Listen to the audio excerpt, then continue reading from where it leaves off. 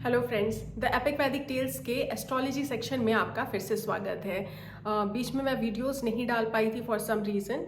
अभी भी जो मैं वीडियो डाल रही हूँ थोड़ा बहुत बैकग्राउंड में नॉइज़ रहेगा। आई होप वो वीडियो के साथ इंटरफेयर ना करे। तो हम वीडियो स्टार्ट करते हैं। आज का डिस्कशन है ट्रैवलिंग, यानी फॉरेन ट्रैवल, या आप अपने बर्थ प्लेस से बहुत दूर जा रहे हैं तो वो हम एस्ट्रोलॉजी के थ्रू कैसे देखते हैं। और हम अनुमान लगाने की भी कोशिश करेंगे कि अगर आपके चार्ट में फॉरेन ट्रैवल का योग है तो आप किस दिशा में या किन कंट्रीज़ में किस जगह पर जा सकते हैं। ये हम एस्ट्रोलॉजी के थ्रू पता करने का ट्राई करेंगे। देखिए, फॉरेन ट्रैवल एक बहुत इंटरेस्टिंग टॉपिक है और आजकल का टाइम ऐसा है जहां बहुत सारे लोग फॉरेन कंट्रीज विजिट कर रहे हैं। तो कह सकते हैं ये एक टाइम का भी चेंज है। पहले जो बहुत कम सुनाई देता था कि कोई बाहर जाता था, आजकल वो चीज़ बहुत फ्रिक्वेंट हो गई है। पहले के टाइम में फॉरेन ट्रैवल हमारे जो आज की फिजिकल बाउंड्री है वहाँ तक लिमिटेड नहीं था, क्योंकि पहले का जब भी ये स्क्रिप्चर्स लिखे गए थे या जब हमारे एंशिएंट सेजेस ने रिसर्च किया था तो उस टाइम का डायनेमिक्स अलग था। और अगर आप दूसरे किंगडम भी जा रहे हो या कल्चरली अगर आप किसी डिफरेंट कंट्री या प्लेस पर जा रहे हो तो उसे भी एक तरह से विदेश यात्रा ही माना जाता था। आज के टर्म्स में देखें तो फॉरेन ट्रैवल मतलब आप अगर इंडिया में हो तो इंडिया से बाहर, यानी अपनी कंट्री से बाहर जा रहे हो। तो फॉरेन ट्रैवल बहुत सारी कॉम्बिनेशंस हैं जो फॉरेन ट्रैवल डिनोट कर सकते हैं। और हम इसमें जो बहुत इंपॉर्टेंट कॉम्बिनेशंस हैं जो जनरली बहुत सारे चार्ट में हमको देखने को मिलता है, उनको हम डिस्कस करेंगे डिटेल में। और हम ये भी जानने की कोशिश करेंगे कि अगर ट्रैवल होता है तो आपके कहाँ जाने की पॉसिबिलिटी ज़्यादा है। तो इस एनालिसिस के लिए सबसे पहले जो इम्पोर्टेंट हाउसेस हैं हम उनको देख लेते हैं। तो जो आपका नेटल चार्ट है या बर्थ चार्ट है उसमें आपका फर्स्ट हाउस आपका सेल्फ का होता है, आपके पर्सनल हेल्थ और पर्सनालिटी का। सेकंड हाउस जो होता है वो आपकी फैमिली का होता है, वो सारी चीज़ें जो आपने एक्वायर की हैं, आपका accumulated wealth, family support, finance, ये सब चीज़ें आप सेकंड हाउस से देखते हैं। और फोर्थ हाउस जो होता है वो आपका कंफर्ट जोन है, आपका हाउस है। आप जो भी लेते हो, घर लेते हो, प्रॉपर्टी लेते हो, या आपकी जो सुख सुविधाएं हैं, आपका जो पूरा होम एनवायरनमेंट, आप जो कुटुंब जिसे बोलते हो, वो आपका फोर्थ हाउस से देखा जाता है। अब ट्वेल्थ हाउस जो है वो आपका लॉसेस का देखा जाता है, मोक्ष का स्थान है। पर ट्वेल्थ हाउस आपका फॉरेन ट्रेवल के लिए भी बहुत इंपॉर्टेंट हो जाता है, क्योंकि जो ट्वेल्थ हाउस है वो आपके फॉरेन ट्रेवल्स को और फॉरेन सेटलमेंट को डिनोट करता है। एक और हाउस है जो बहुत इंपॉर्टेंट है, वो है एट्थ हाउस। एट्थ हाउस क्यों इंपॉर्टेंट है? क्योंकि एट्थ हाउस जो है वो ट्रांसफॉर्मेशन को शो करता है, चेंज, बदलाव को शो करता है। तो एट्थ हाउस हम लग्न के हिसाब से ही सिर्फ नहीं देखेंगे जब हम फॉरेन ट्रैवल और ये सब देख रहे हैं, घर से दूर जाने वाली बात, तो हम सेकेंड हाउस से और फोर्थ हाउस से भी जो एट्थ हाउस है वो देखेंगे। ठीक है। तो पहले मैरिज होता था तो क्या होता था कि आपकी फैमिली में चेंज हो रहा है ना, तो नाइन्थ हाउस इंपॉर्टेंट हो जाता था, इसीलिए नाइन्थ हाउस मैरिज के लिए बहुत इंपॉर्टेंट है। तो जब आप सिर्फ फैमिली स्पेस के हिसाब से देख रहे हो तो सेकंड से एट्थ हो गया आपका नाइन्थ हाउस, मैरिज के लिए इंपॉर्टेंट हो जाता है। बट जब आप फिजिकली प्लेस चेंज करने की बात करते हो तो कहीं ना कहीं सेकंड से भी मुझे लगता है ज़्यादा इंपॉर्टेंट हो जाता है फोर्थ हाउस। क्योंकि जो भी घर आप रह रहे हो, आजकल का टाइम ऐसा है कि बहुत सारे लोग जॉब की वजह से या किसी भी रीज़न की वजह से घर से दूर रह रहे हैं, तो जो आप घर रह रहे हो, आपका जो घर है वो कहीं ना कहीं फोर्थ हाउस से देखा जाता है। तो फोर्थ हाउस से जो एट्थ हाउस है वो कौन सा हाउस होगा? 11th हाउस है। तो 11th हाउस यहाँ इंपॉर्टेंट हो जाता है क्योंकि वो कहीं ना कहीं आपके चौथे घर यानी फोर्थ हाउस में बदलाव को शो करता है। आप नया घर ले रहे हो, घर चेंज कर रहे हो, अपने होम प्लेस से कहीं दूर जा रहे हो, या जहाँ रह रहे हो, ऑलरेडी रह रहे हो, उस जगह में बदलाव कर रहे हो। तो वो सब कुछ जो है फोर्थ हाउस से रिलेटेड जो भी चीज़ें हैं वो 11th हाउस से भी देखी जा सकती हैं, जो बदलाव हैं। ठीक है। तो प्लैनेट वहाँ कौन सा बैठा है, इससे हम ये पता कर सकते हैं कि फॉरेन ट्रैवलिंग के चांसेस कितने ज़्यादा हैं।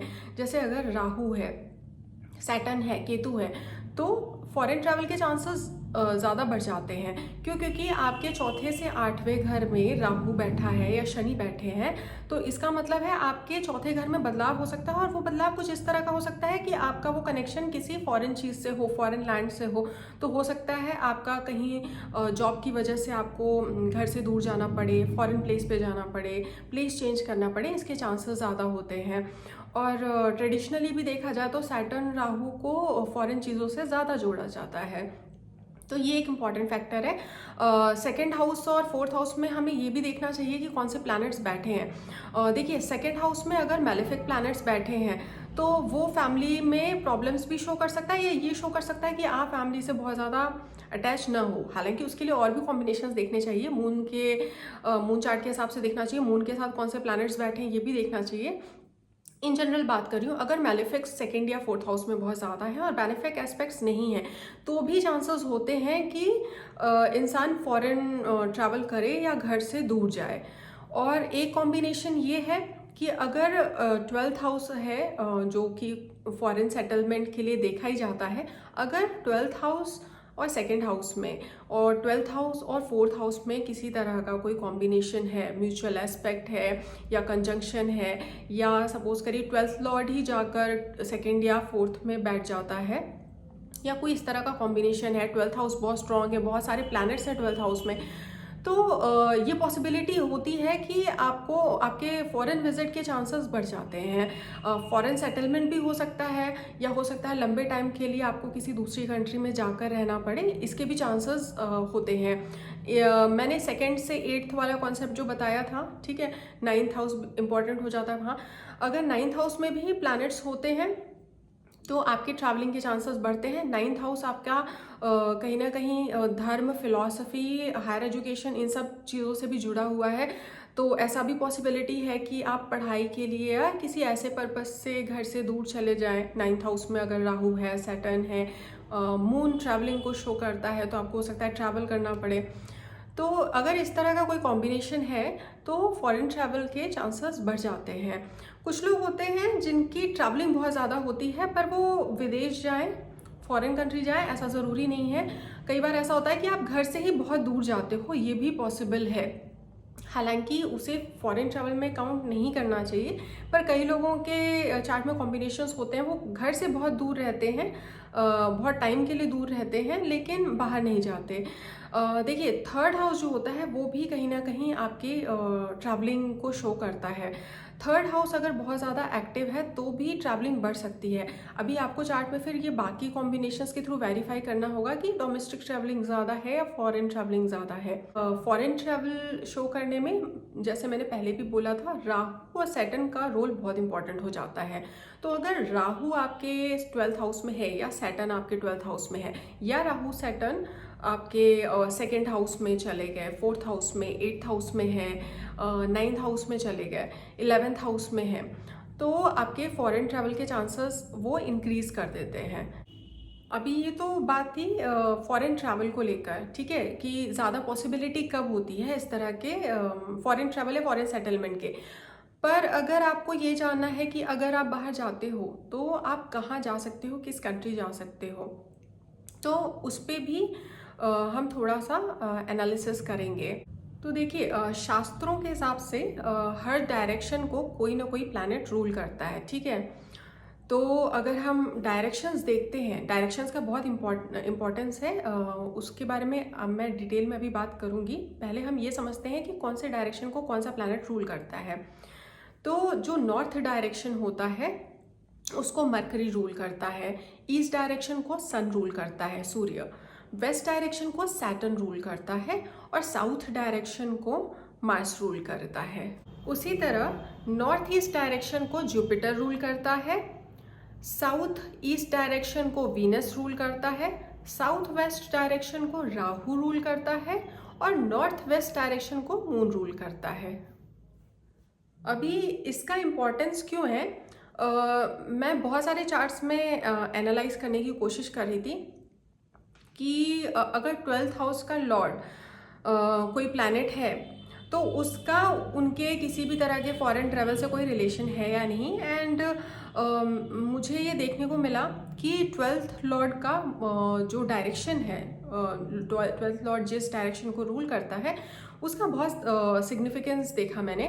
बहुत सारे चार्ट्स में मैंने ये चीज़ नोटिस की कि जो लोग फॉरेन जा रहे हैं या फॉरेन ट्रैवल है जिनका, तो अब देखिए ऐसे तो बहुत सारे लोग होते हैं, बहुत सारे कंट्रीज़ में जाएंगे, अलग अलग डायरेक्शंस में जाएंगे, होता है, उन लोगों का काम ऐसा होता है। बट इन जनरल मैंने देखा कि जो पहली कंट्री वो विज़िट करते हैं as a like foreign country वो विज़िट करते हैं, मोस्ट ऑफ द केसेस में वो 12th हाउस का जो रूलर है उससे डोमिनेटेड है।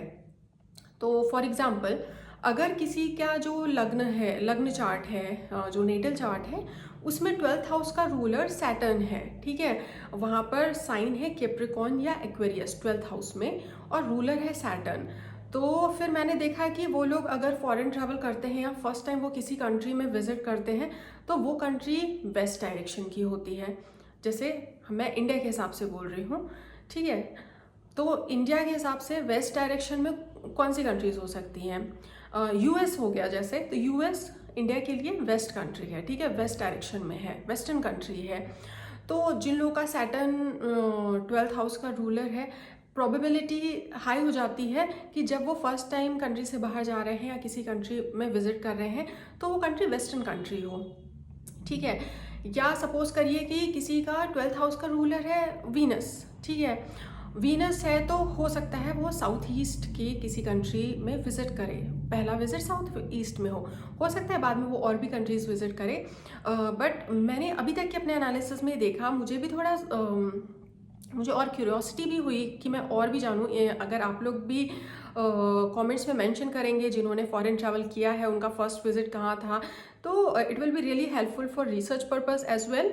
बट मैंने इन जनरल नोटिस किया है कि हाँ, अगर वीनस किसी का 12th लॉर्ड है और उन्होंने फर्स्ट टाइम कोई कंट्री विजिट की है इंडिया से बाहर, तो वो कंट्री उनके साउथ ईस्ट डायरेक्शन में है, साउथ ईस्ट में है इंडिया के।